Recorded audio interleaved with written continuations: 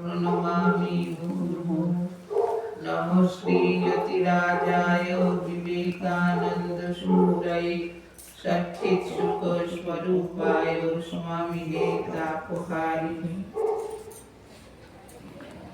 মাতাজি অনেকে তো আছে, একটু পাখা কি চালাবো? না না, আমার তো লাগবে না, লাগবে না।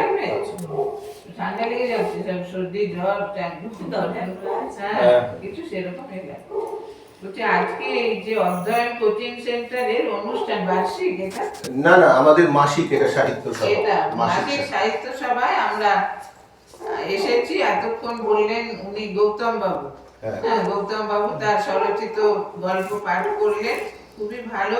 এটা মানে এই সময় উপযোগী আর কি, আর ছোটদের তো খুবই ভালো লাগবে।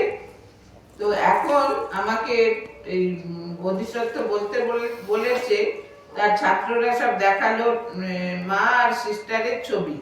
তো বলছে যে মাতাজি সিস্টার আর মায়ের সম্পর্কে একটু বলবে।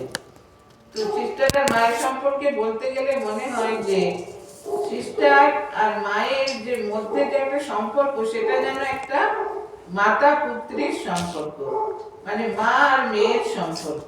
সিস্টার দেখুন পাশ্চাত্যে জন্মগ্রহণ করেছেন, ওখানে লেখাপড়া শিক্ষা দীক্ষা সব। আর মা হচ্ছে আমাদের এই ভারতবর্ষের বাংলাদেশের একটি প্রত্যন্ত গ্রামে। তো এই যে দুটি মানে অন্তর যে একসঙ্গে মিলিত হলো কি করে, এটা মনে হয় যে প্রাচ্য আর প্রতীচ্য যেন এক হয়ে গেল। বাস্তবিক ভগবান যখন আসেন তখন কিন্তু সারা পৃথিবীর জন্যই আসেন, শুধু কোন একটা মুষ্টিমেয় মানুষের জন্য আসেন না, বা নির্দিষ্ট ভূখণ্ডের জন্য আসেন না। তাদের যে মানে আবেদন বা তাদের যে আবির্ভাব, সেটা সারা পৃথিবীর জন্য। যে পৃথিবীর কল্যাণ কি করে হবে, ঠাকুর একদিন ওই কাশীপুরে সমাধিস্থ অবস্থায় বলেছিলেন, সমাধি থেকে উত্থিত হয়ে, যে দেখো আমি একটা দেশে গিয়েছিলাম, মাকে বলেছেন, সেখানে মানুষ সব সাদা সাদা, আহা তাদের কি ভক্তি। হ্যাঁ, তখন মা ভাবতেন সাদা সাদা আবার কি, মা তো লেখাপড়া শেখার সুযোগ পাননি, সাদা সাদা মানুষ আবার কি।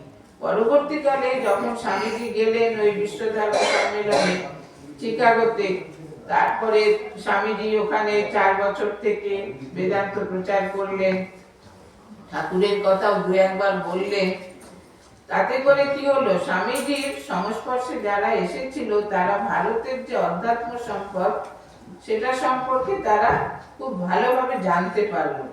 তখন তারা ভাবলো যে এই দেশ এত উন্নত, স্বামীজি তো বেদান্ত উপনিষদের কথা বেশি বলেছেন, আত্মার কথা। তাই বলছেন এই দেশ এত উন্নত, এখানে আমরা মিশনারি পাঠাই, ওদেরই উচিত আমাদের দেশে মিশনারি পাঠানো। মানে স্বামীজি যে কি কাজ করলেন, ভারতের অবস্থা এত অবনত হয়েছিল, মানে অশিক্ষা কুশিক্ষা, তারপরে কুসংস্কার, আর 1000 বছর ধরে পরাধীন। আগে সবক্ষণ পাঠান মুঘল, তারপরে 200 বছর ইংরেজ। এই 200 বছর ইংরেজ একেবারে শেষ করে দিল, ভারতকে একটা শ্মশান ভূমিতে পরিণত করল।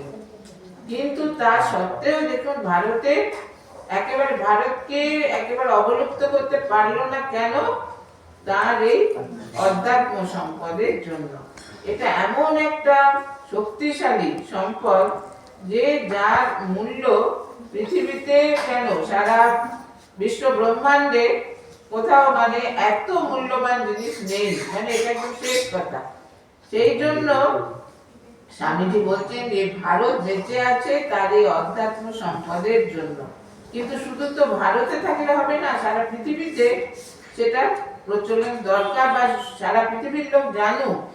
এই ভেবে তিনি যে গেলেন পাশ্চাত্যে, গিয়ে তিনি ভারতের যে সেই অধ্যাত্ম সম্পদ যে প্রচার করলেন, তার উদ্দেশ্যটা কি ছিল, যে আমাদের দেশ এত অনগ্রসর, আর ওদের দেশে এত বিজ্ঞান, এত প্রযুক্তিবিদ্যা, এত উন্নত, সবাই মিলে একসঙ্গে কাজ করছে, এত সংহতি। তাহলে সেই ভাবটা যদি আমাদের ভারতে আমরা আনতে পারি, তাহলে কি হবে, ভারতেরও সমূহ কল্যাণ। আর পরিবর্তে ওরা যদি ভারতের এই অধ্যাত্ম সম্পদ পায়, তাহলে ওদেরও কল্যাণ। কারণ এত ভোগ বিলাসের জীবন ওদের, যে সেটা ওরা একেবারে ভোগের চরম সীমা। স্বামীজি বলছেন 50 বছর যদি আছে কাছে গলায় লাগছে খুব শরীর বলছে 50 বছর যদি তোমরা এভাবে থাকো তোমরা ধ্বংস তোমাদের অনিবার্য। তাহলে দেখুন স্বামীজির আবির্ভাবে ভারতবর্ষেরও মানে উন্নতি হলো, ভারতবর্ষ বাঁচলো আর পাশ্চাত্যও বাঁচলো। দুই দেশ মানে সারা পৃথিবী যেন বেঁচে গেল স্বামীজির আবির্ভাবে। আর তারও আগে যদি আমরা ভাবি যে স্বামীজিকে প্রেরণাটা কে দিলেন, সেটা দিয়েছেন ঠাকুর ভগবান শ্রী রামকৃষ্ণ দেব। তিনি একদিন জিজ্ঞেস করছেন না স্বামীজিকে যে তুই কি চাস? স্বামীজি তো সপ্তর্ষি ঋষি বলছেন আমি সমাধিস্থ হয়ে থাকতে চাই সুখদেবের মতো। তখন এই যে সমাধিস্থ অবস্থাটা এত মানে কঠিন অবস্থা, এত মূল্যবান অমূল্য যে জিনিস, সেটা যুগ যুগ মানে জন্ম জন্ম তপস্যা করেও মানুষ লাভ করতে পারে না। সেই সমাধির অবস্থায় শিষ্য চাইছেন, কিন্তু গুরু তাতে খুশি হলেন না। তিনি তিরস্কার করলেন যে তুই এত বড় আধার, তুই একটা আমি ভেবেছিলাম তুই বিশাল বটগাছের মতো হবি, তা না করে তুই শুধু নিজের মুক্তি চাস। সেটা কি? যে এর থেকেও আরো অনেক উঁচু অবস্থা আছে। কি উঁচু অবস্থা? তুই যে গান করিস जो कुछ है सो तू ही है, যা কিছু দেখছি সব তুমি। এটা একটা বিখ্যাত গান, স্বামীজি করতেন, ঠাকুর খুব পছন্দ করতেন এই গানটা। তাহলে এই বিশাল বট গাছ ঠাকুর স্বামীজিকে এমন প্রেরণা দিলেন যে তার ফলে কি হলো, স্বামীজির মনটা সে সমাধি মানে প্রবণ মনটা মানব কল্যাণে একবারে ঘুরে গেল। আর এরপরে তিনি যে ক বছর ছিলেন এই পৃথিবীতে, স্বামীজি তো বলেছেন আমি 40 পেরবো না, ঠিকই তিনি বেঁচে ছিলেন 39 বছর 5 মাস 24 দিন, মানে আর 6 দিন হলে 39.5 হতো, কিন্তু সেটা হয়নি। ঠিক 40-এর আগেই তিনি তার মানে দেহান্ত হয়। তো এই যে আমরা দেখি যে স্বামীজি সে জীবনের শেষ মুহূর্ত পর্যন্ত জগতের কল্যাণ, মানবের কল্যাণ করে গেছে। এটা কল্যাণটা কি? স্বামী ঠাকুর বলতে জগৎকে এতটুকু যে তুমি কল্যাণ করবে তা নয়, তুমি তোমার যে শুভ চিন্তা সেইটা যদি তুমি জগতের কল্যাণ যোগ্যে যদি তুমি সেটা আহুতি দাও, তাতেই জগতের কল্যাণ হবে। দেখুন আমাদের দেশ তো ধর্মের দেশে, কত সাধু মহাত্মা হিমালয়ে আছে, তারা একেবারে মানে লোকালয়ে আসেনি না, তারা সেই ভগবান নির্ভর। ভগবান খেতে দিলে খাবেন, না দিলে খাবেন না। আর কেউ, আমরা যে কেদারে যাচ্ছিলাম দেখছি ফলাহারি বাবা, একটা গুহার সামনে একজন সাধু আছেন, মৌনী বাবা, কথা বলেন না, সে সাধু জপ করছেন। এরকম অসংখ্য সাধু, তারা লোকালয়ে আসেন না, কিন্তু তাদের যে শুভ চিন্তা, তাদের পূর্ণ প্রভাবে এই পৃথিবীটা এখনো চলছে। কবেই ধ্বংস হয়ে যেত। এই যে পারমাণবিক অস্ত্র, কত যে মারণাস্ত্র বের করেছে, মানুষই বের করেছে। বলে না মানুষের মধ্যে দুটো আছে, একটা দৈবী সম্পদ, একটা আসরিক সম্পদ। আপনারা তো গীতা পড়েন। দৈবী সম্পদ যদি আমরা বেশি করে মানে অনুশীলন করতে চাই, আমরা দেবতা হয়ে যাব।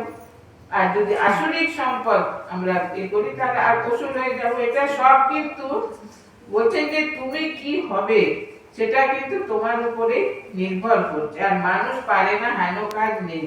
বলছেন এই যে আমরা যে মহর্ষি বাল্মীকির কথা আপনারা সবাই জানেন, রামায়ণ রচনা করেছেন, তো উনি তো রত্নাকর দস্যু ছিলেন। এত উনি মানে মানুষকে হত্যা করেছেন যে ব্রহ্মা আর নারদ একদিন কথা বলছেন যে এ তো হত্যা করেই যাচ্ছে, একে কি করে কন্ট্রোল করা যায়, মানে কি করে একে নিবারণ করা যায়। তখন দুজনে ছদ্মবেশে, ব্রাহ্মণের ছদ্মবেশে এসেছেন। তো যে বনে সেই রত্নাকর দস্যু থাকতে, সেই বন দিয়ে যাচ্ছে। তখন রত্নাকর ছুটে এসেছে মারবার জন্য। বলছে বাবা আমাকে, আমাদের মেরে কি করবে, শুধু শুধু এই কাপড়টা পরে দিলেও কাপড়টাই তো আমি পাবো, মানে এমন তাদের দুরাবস্থা। তখন বলছে ঠিক আছে বাবা তুমি তো পাবে, কিন্তু তুমি যে যাদের জন্য এই যে কাজটা করছো তারা কি তোমার পাপের ভাগী হবে? তখন বলছে কেন হবে না, আমার মা বাবা, আমার মানে স্ত্রী, এরা তো আছে। তখন ও জিজ্ঞেস করে এসো তো, বলছে আমি জিজ্ঞেস করতে যাবো আর এই ফাঁকে মনে চলে